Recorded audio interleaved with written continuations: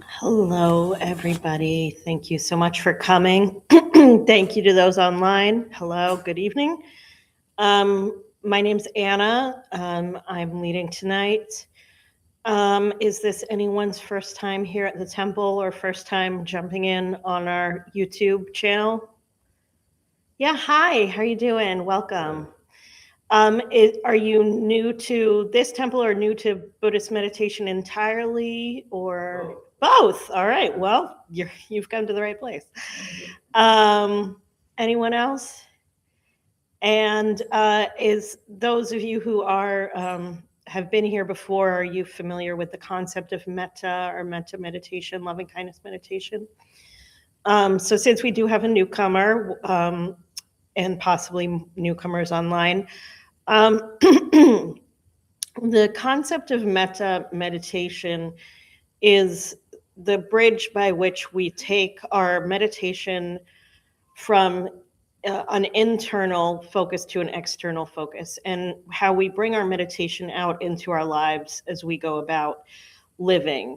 And actually, I also always want to ask for people who, even those who are not necessarily new to the temple, if people do have a daily practice, if that's something that is part of their lives, or is that something they desire or struggle with, which many, it's always a little bit difficult to get started with a daily practice. But to me, metta is a brief daily meditation. And for me personally, I keep it brief just because that's what my life can accommodate. And a brief statement of metta is kind of for me like brushing my teeth. That's to me, that's kind of like the bare minimum that keeps me in a meditative practice. And so for those of you who are not super familiar with the temple, we are, a lay temple. We don't consider ourselves experts or teachers or gurus. We just consider ourselves practitioners. So, for me, I'm here because I'm a practitioner. I meditate briefly and I do a metta every day. Don't test me on that. I'm sure if I, had to swear that I did it every single day, I might not live up to that standard, but I do it most days. And so metta, we meditate to find stillness, to clear away kind of the clutter of daily life, to hopefully achieve some degree of what my first teacher called pure awareness. And then there, at some point, there's this question of why, why do we do it? Most people get started because it's to make ourselves feel better, or make ourselves overcome stresses or anxieties. But, you can do a lot of things for that. You can do therapy for that. You can take medication for that. You can take recreational drugs for that. Not that I'm recommending it. You can, get a manicure for that. So why meditation? Well, in Buddhist thought, meditation is to make the world a better place inherently. We don't meditate for ourselves. We meditate for all sentient beings. And that sounds like this crazy, big, lofty thing. But what metta does is it makes it concrete for us and shows us how in a very simple, very concrete way, you take your meditation practice from the couch or the chair, or your bed or wherever, and bring it with you when you go outside. And I have been looking through a lot of different metta languages. There's so many words that people use to describe it or use in their practice. Mine is a little different from other people's. Other people's are different from other people's. But I found this one sentence of a metta practice that said, "May all sentient beings not be separated from the perfect happiness that is free from suffering." And I thought this wording, and it's not the wording I use, but it was very instructive to me, because when we practice metta, we are not wishing people good things. We're not wishing that they win the lottery or, get a Nobel Prize. We're not wishing that they, eat a great ice cream sundae. We're wishing them something that is everybody's birthright. It's all sentient beings' birthright, not just humans, according to Buddhist teachings. And what we're wishing is that they not be separated from it.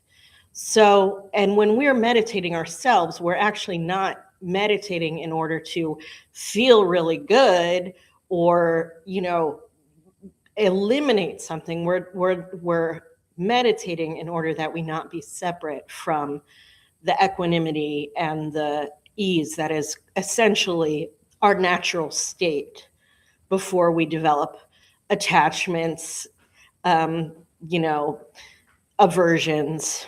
Um, and so as we meditate, if you find yourself, particularly in sections like where we do wish loving kindness to people we might find difficult or people we don't know, I think it's worth taking it to heart that, again, we're not saying, I wish everyone be wealthy. I wish everyone be, have nice clothes or whatever your association is with happiness.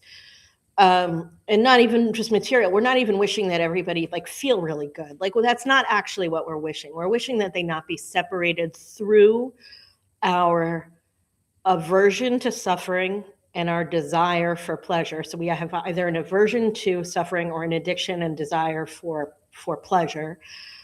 We're wishing that they'd not be separated through those from the natural state of happiness.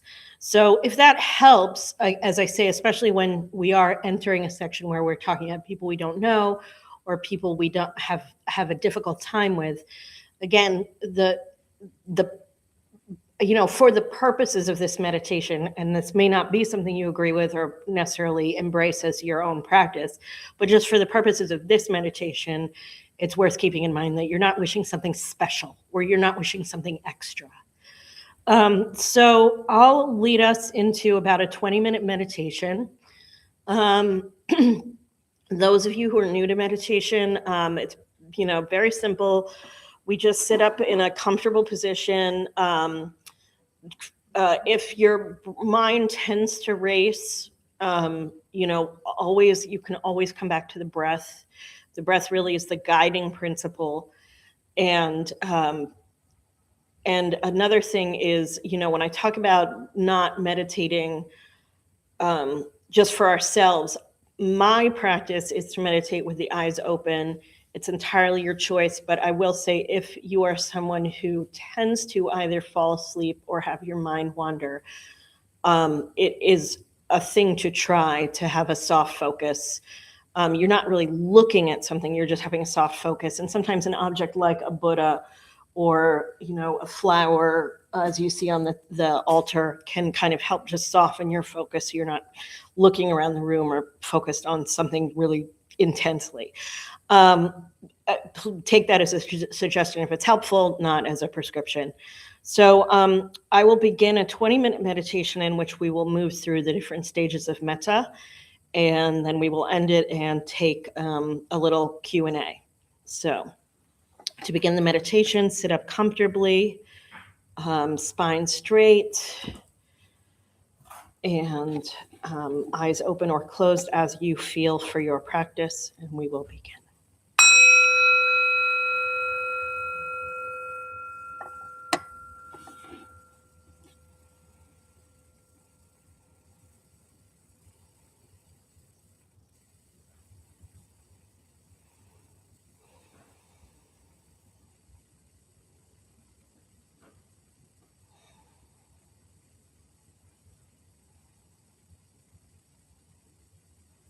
So as we settle into meditation, focus on the breath, on the inhale and the exhale.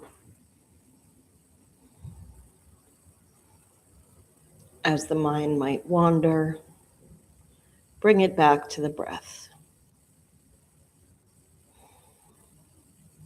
Thoughts can come and go. Observe them. No need to follow them. Come back to the breath.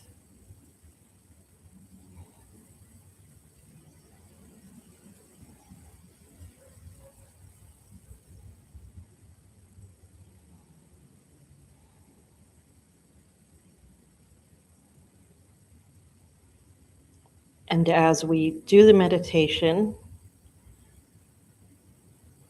bring a sense or an intention of loving kindness to yourself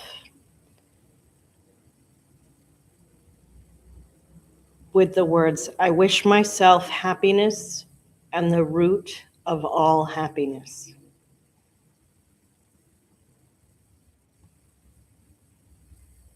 And if you are someone who struggles to bring loving kindness to yourself, you can try picturing yourself from outside as a third person observer. Picture yourself as a child or in an unaltered or vulnerable state.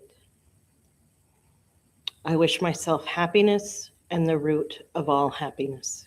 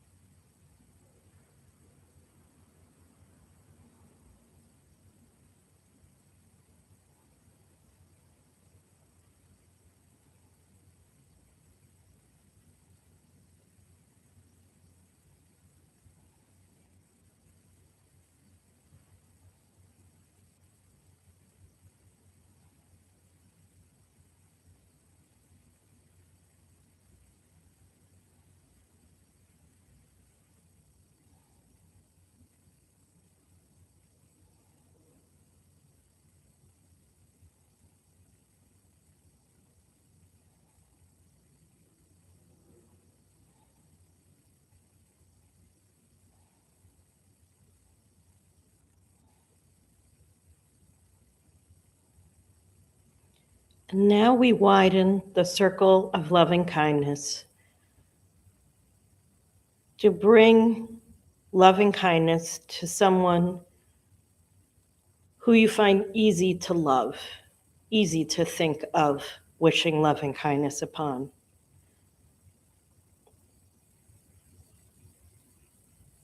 This doesn't have to be the person closest to you in your life, or doesn't often is not a family member, but it's a person or a sentient being who brings you a sensation of wanting to bestow loving kindness easily and freely. With the words, I wish them happiness and the root of all happiness.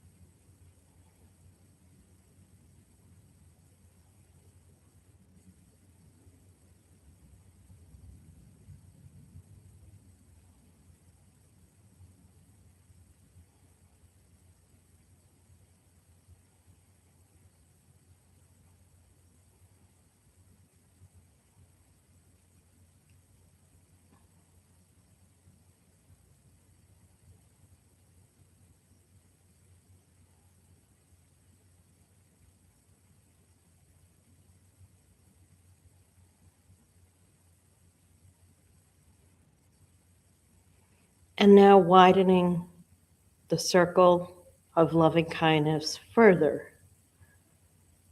to someone about whom you are relatively neutral. It could be someone you see in a place of business, someone you know of but don't know well. It could be a group of people, but someone about whom you neither have strong positive or negative attachments.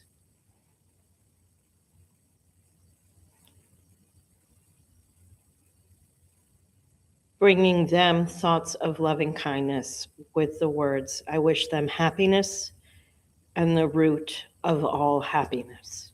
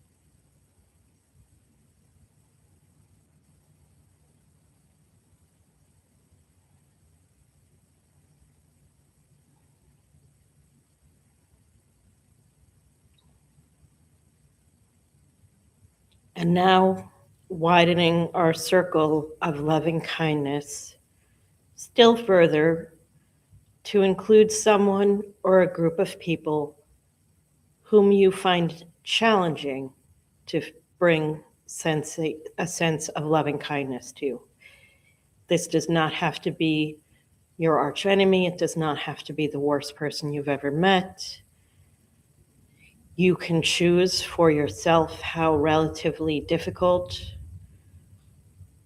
you feel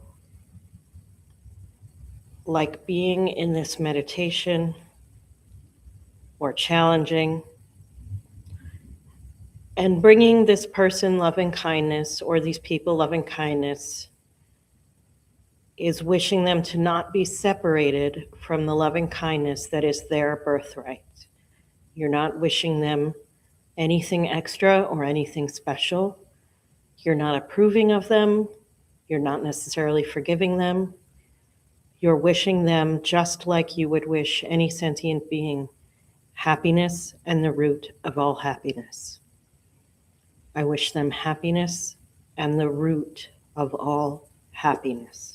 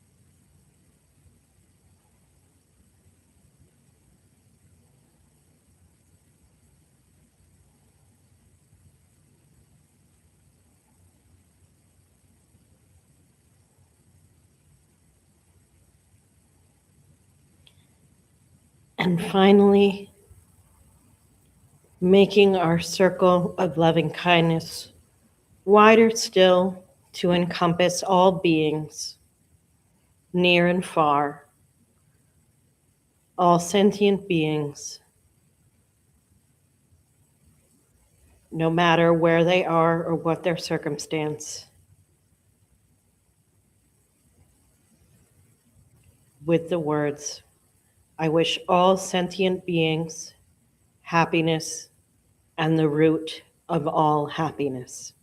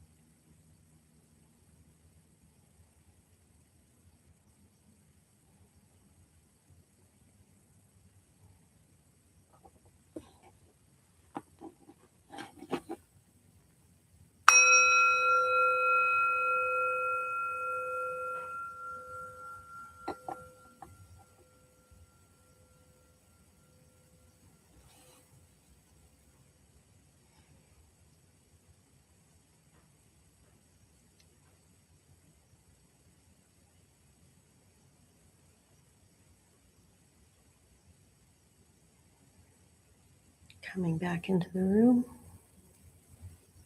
See you. And hello to everyone online.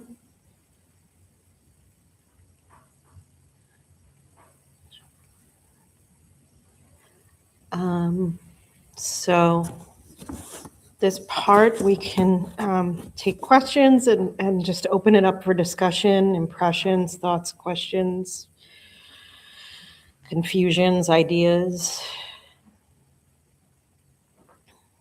online as well. If you have anything to share or have any questions, please feel free to share them.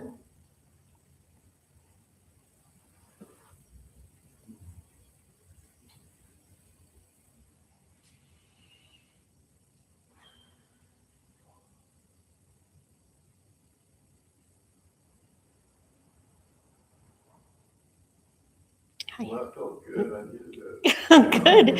I'm glad. As I said, briefly before, just felt like a good night to go and spread some goodwill, some loving kindness. Been a kind of a tumultuous week thus far already, and the Christmas, the holiday season, just adds so much extra.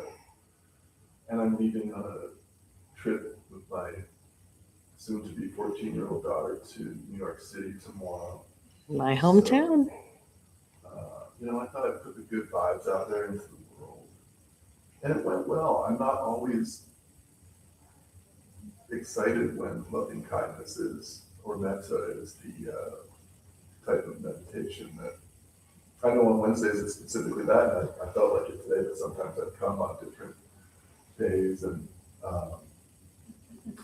I didn't know what the meditation focus would be, and it was. And on certain days when you don't feel like, spreading the love, it can be tough. And today I felt it was necessary. Sort of embracing the whole holiday spirit. And, I just really, I guess I knew that I was going to have a good one or something, so I came and I was packing and I was like, but I'm doing well here. I'm in good shape. Let me go and do this. And, we got to that part about, fortunately for me, good at sending myself loving kindness. I know a lot of people have a hard time with it. I feel very fortunate to be able to do that quite comfortably. But it does get tough sometimes. And I loved your explanation of, spreading the loving kindness to those that we find difficult or don't agree with. Because that has been a struggle for me. And I liked your explanation of that. That was not something that I'd heard before. I've had heard it recently described more as goodwill than necessarily even loving kindness towards others. I got behind that a little bit, and I like this whole idea of not being separated from, the loving kindness or the happiness that every sentient being deserves in life. So at any rate, we got to that part. Sorry, it's so long-winded. No, it's fine. And, all these people started joining the group. I was sending it to all these people that, have been a little bit problematic in my life over the last year or so, if you want to say that. And it felt good. And I started sort of a little, probably one person even, and then I grew to 4. And then all these other people started sort of joining the group or the little party that was going on. And it felt good. And I liked having them all together too. So they had each other as well. Mm-hmm. For some reason, that kind of made it easier. Mm-hmm. Mm-hmm. To send it to all of them, right? Yeah. Just like one Yeah. specific. Yeah, and I mean, I think it. I'm going to relay a little bit of it for the YouTube because sometimes it's hard for them to hear with the audio. But this person was sharing that that bringing the loving kindness brought many people to mind, and is describing them almost as a group in the sense of loving kindness. And I really like that idea because.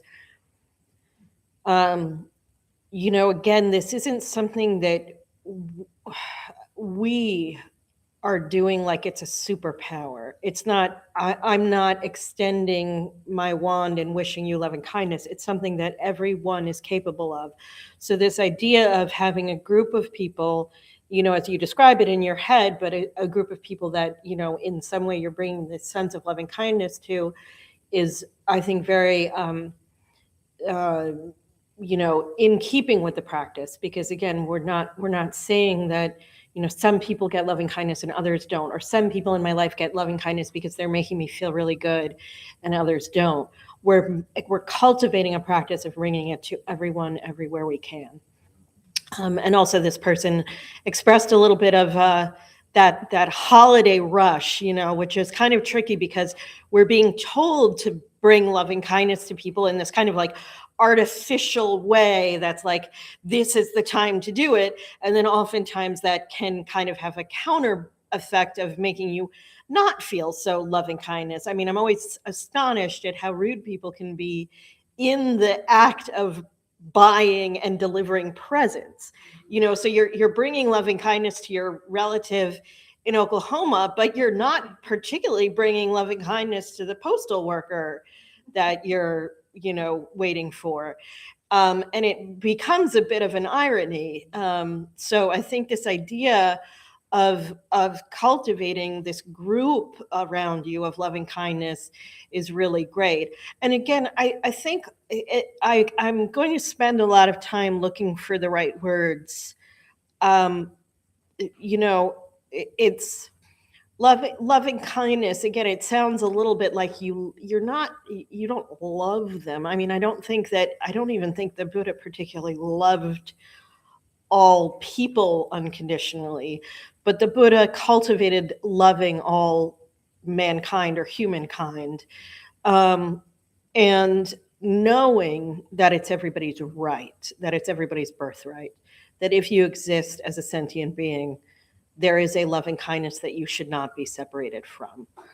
So I'm also going to say, if anyone on YouTube has any questions or thoughts or anything, I am putting on my glasses to look at the chat.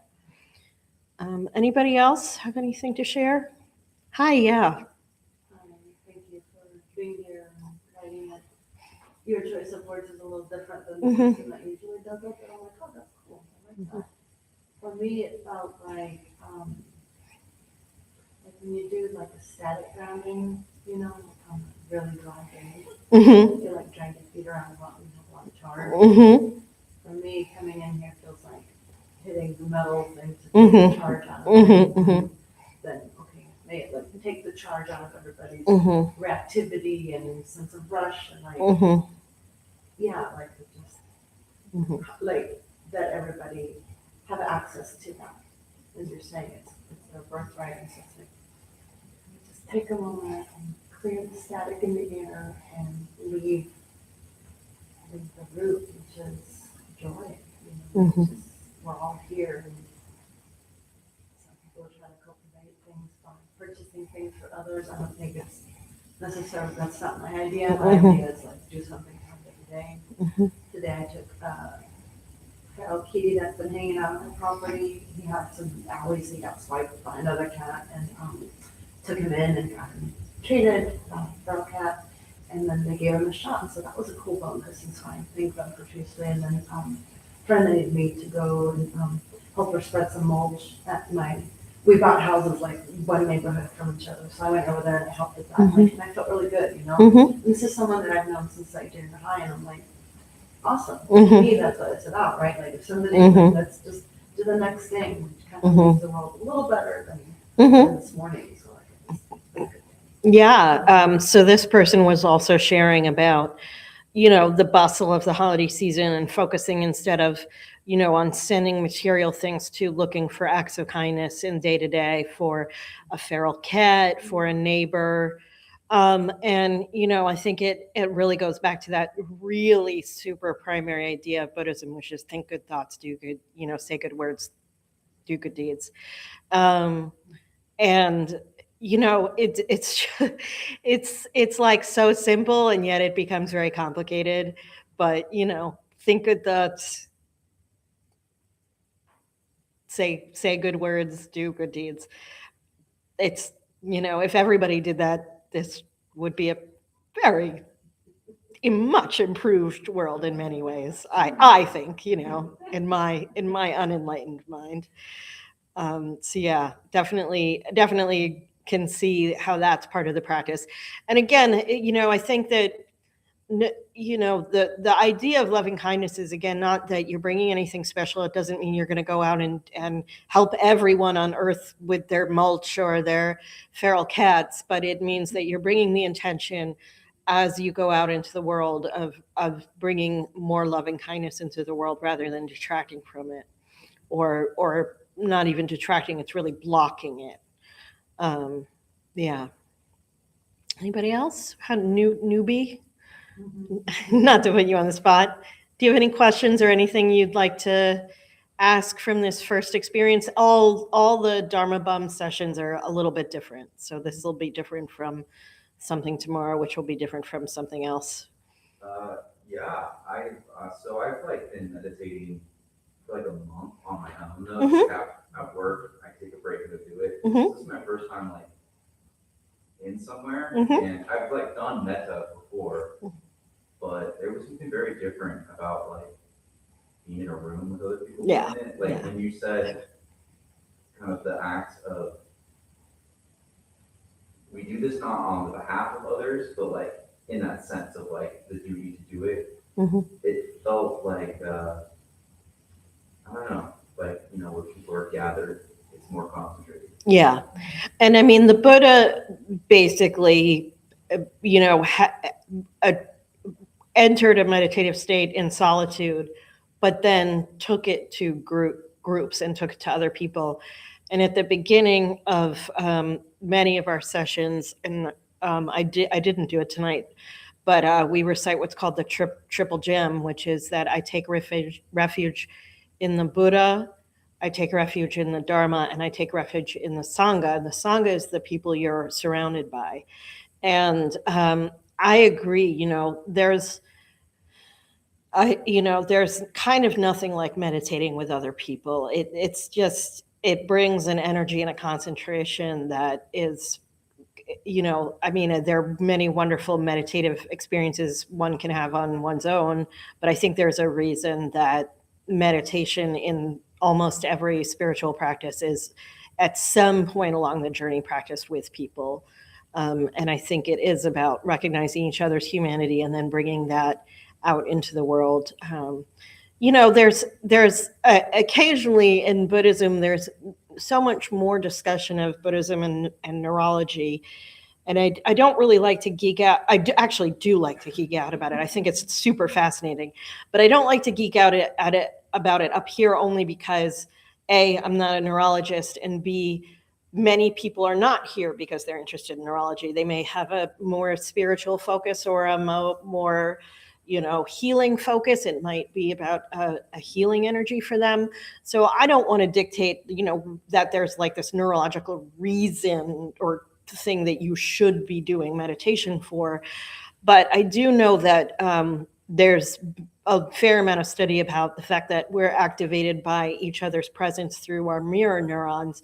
And so again, when you're in a hectic, crowded group, one of the reasons you're having a parasympathetic reaction that's making you more agitated is the mirror neurons in your nervous system. So when you are together with a group whose intention is to meditate to achieve a greater level of awareness or a greater level of loving kindness towards the world, those are activating your mirror neurons as well in a different manner, which is why, I mean, I think even people who are doing it. I had such a hard time during the pandemic, even adjusting to the idea that you could meditate like with other people on YouTube, but just the mere focus of knowing that there are other people also focused on this at the same time can bring a different sense of concentration. So that's a really long-winded way to saying come back, because there's like, really, if you don't like tonight, you'll and it's not even, if it's not even like, it's not like, oh, I like chocolate, I like vanilla. It's more like, if this is not serving the need that you're searching for in what you're looking for in meditation, there's many practitioners who come here with different attitudes and different experiences with practice. So yeah. Saw a little thumbs up on YouTube. I've been leading this for a couple weeks and I haven't gotten a YouTube question yet. So I'm like, hey, thumbs up. Do you have anything to say? Well, anyway, I appreciate the thumbs up. All right, we have about 15 minutes left. which is not to say anything other than we can continue our discussion. We can, pause, take meditation, do whatever we want, or, I'll just sit in silence for a minute and let whatever comes from people come from people. There's no expectation that you have to ask a question or share a comment.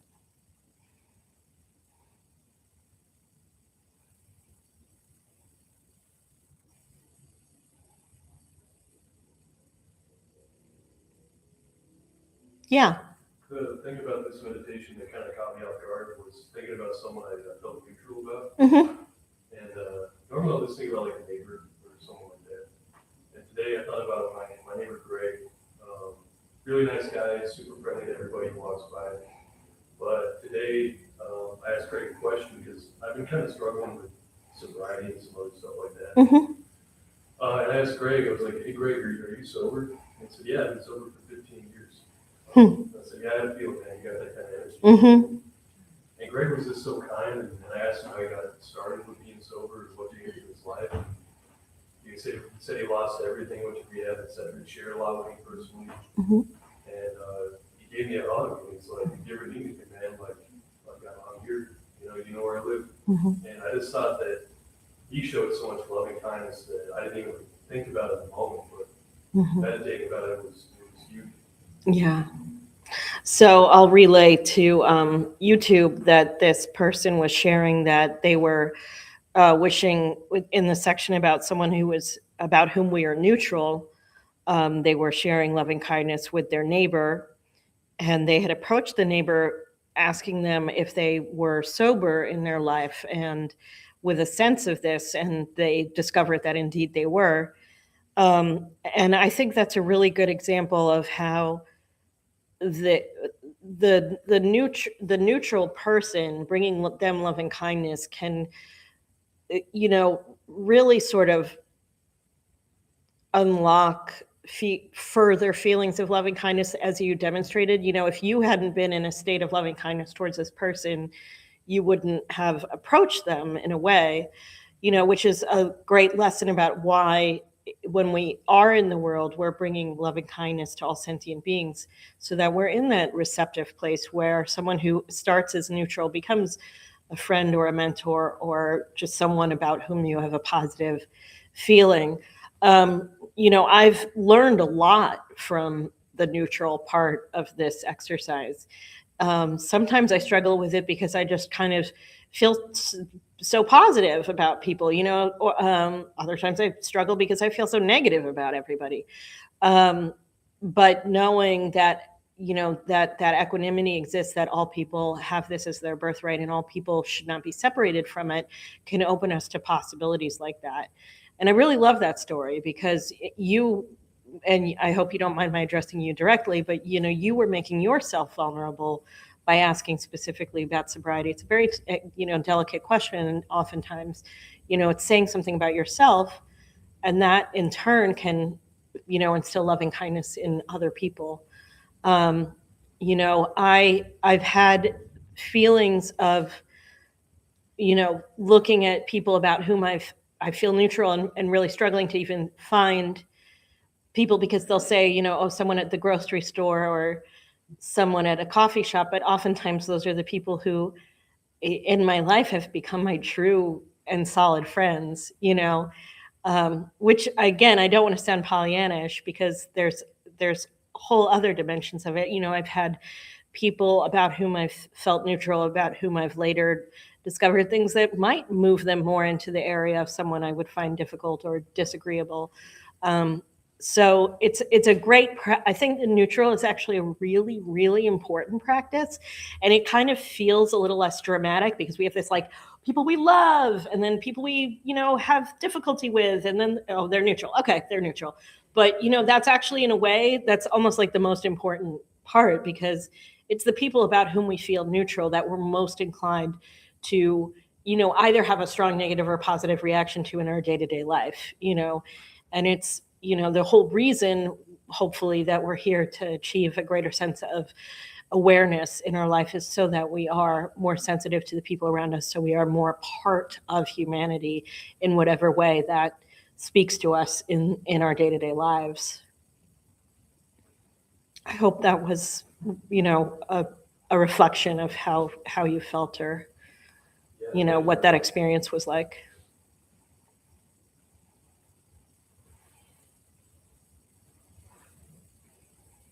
I got a little heady when I was kind of thinking about how to frame Metta tonight, and I kind of tried to look up a little bit of the Buddhist teachings on what actually is nirvana, because those of you who basically the the series of events or sort of chain of enlightenment that is believed, either literally or allegorically about the Buddha, was that the Buddha sat, achieved enlightenment, brought teachings to people, and then achieved nirvana. And in Western words, we sometimes say things like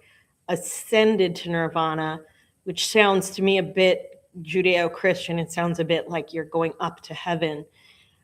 So I got a little bit in the weeds, a lot in the weeds, and I won't even remotely try to explain this, except to say that there are some iterations of the concept of nirvana that are essentially the cessation of the cycle of birth, death, and reincarnation because of achieving enlightenment and the end of suffering. And so I was really kind of taken with this idea that, unlike our notion of heaven or paradise or whatever, that's a reward or inherently a good thing, there is a way of looking at nirvana that is truly nothingness, which to a lot of Western kind of like heaven and hell, nothingness sounds absolutely terrifying, right? It sounds like, but the idea is that essentially the things that prevent us from being in a state of nirvana are our attachments, our likes, our dislikes, our aversions, our desire for more of good stuff and less of bad stuff. And that when we've achieved this enlightenment, we have the cessation both of wanting the good things and the suffering that constant want brings us. So, I really found this kind of interesting because, again, it's sort of like the way we use the word karma, which isn't really kind of the right, the dictionary definition, but there are some sort of literal translations of the word nirvana that basically are to halt, to cease, to stop. And I was thinking about that in relation to Metta in terms of this idea that, like, it's really not wishing someone something special. It's not wishing someone something extra. It's not wishing that because I wished this person that I'm having problems with loving kindness, I will cease to have problems with them. Really and truly, you may never cease to have problems with this person. This person may truly be someone you cannot live with in your day-to-day life, or can you even have the power to choose not to live with in day-to-day life. But what we're saying is that no one, under any circumstance, it should be removed or separated or blocked from the essential happiness that is everybody's birthright. And I even sometimes have a hard time in Metta. I choose to use the words happiness and the root of all happiness, because to me that's the broadest language that I feel for looking at the Metta practice. You're saying happiness, essentially a state of well-being, and the root of all happiness, meaning you're free from physical suffering, hunger, homelessness, or exposure to elements. I find that works a little bit more for my sense of Metta and my my ability to embrace it in my practice rather than something more concrete where I'm wishing someone safety or health or, ease. But I even sometimes struggle with the word happiness because it comes up a lot in Buddhist thought. And actually, one of my first teachers even, wrote this a book called Radical Happiness. And I think often of my grandmother, who was an extremely deeply spiritual and really remarkable person with just kind of this ease of getting through life that was really extraordinary. And she'd had some really hard things happen to her, but she somehow was that person who always moved through people and with ease. She could talk to anybody. And one time I said some like offhand thing about how like, then you'll be happy. And she said, Anna, I really have never cared if I'm happy or not. I've never made it my goal. I just I don't care. And yet, in her own way, she achieved in a almost Buddhist sense, even though she was a deeply Christian person, she achieved what I would call in a Buddhist sense, like a happiness. I still wish I'm going to continue through my practice in leading this to search for other words and suggestions of other words, because I think it's tricky, especially when we're dealing with a philosophy that exists in translation and often in an imperfect translation.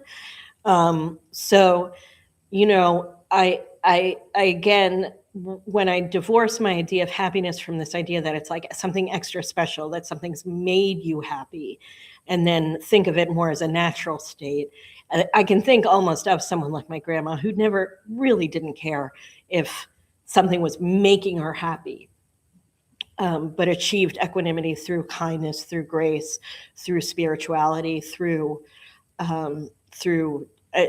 just a deep appreciation for what the world was. So that's my grandma story. I'll probably come up with those other times, but my grandma really was a quite remarkable person. Any other questions or comments? I mean, I can push us to the very end, but I sort of feel like naturally we can sit in silence for a minute or two and then do our dedication of merit and then have announcements.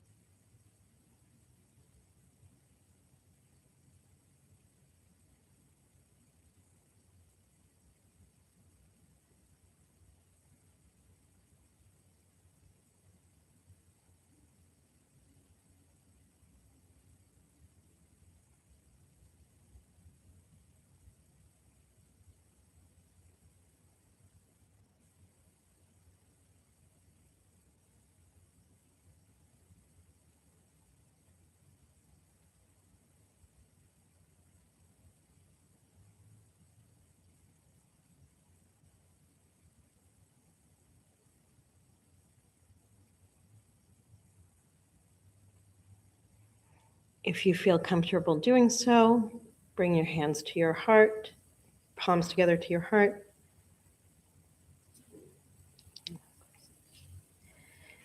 May any merit gained from this practice be transferred to beings in all directions. May all beings be at peace. May all be free from suffering.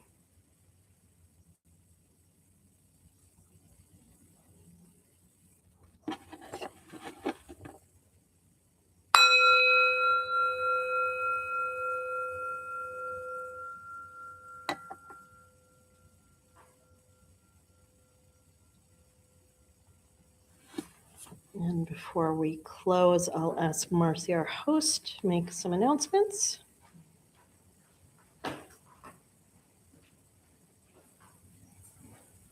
just want to start off by saying, for a brief moment, I didn't think anyone was going to show up. The fact that I'm like, oh my God, it's so close to the holidays, so I'm really grateful that everybody kind of flooded in at the same time. So I just want to send that out there. My name is Marcy, and I'm tonight's host. We opened the Dhamma Temple 18 years ago to introduce Buddhist practices to those who show up. Those who lead are not nuns, monks, gurus, masters, or teachers, and are not looking for students. They are simply practitioners sharing their interpretations of the practice. Every night we have different classes led by different people from various Buddhist traditions. We have a recovery sangha that meets several times a week for anyone with addiction, and our food redistribution program is every Thursday at 4:30 p.m. We have classes and programs every day, and everything we offer here is always free. The full schedule is on our website and also posted above the entryway right above the shoe rack. We have a lending library. If you see a book you like, feel free to borrow it and then bring it back whenever you're done. Please straighten your seats or cushions before you head out, and if a few of you could stay behind to close and latch the windows, that would be helpful. Thank you all for being here. We wish you well. We hope to see you again. Thanks, Marcy. And also for those of you who don't know, there will be a New Year's here. So a great fun way and a sober way, among other things, to spend New Year's with a potluck, a story, a long story. It sounds intriguing. And then a meditation right as the new year comes. And it's really cool to hear it in plural. Yeah. So that's, if you don't have any cool things to do. Yeah, you get to be both calm and festive. It's the best of both. So yeah, everyone take advantage of that who needs a good place to spend New Year's. So I'm going to end the stream. Good night, everybody.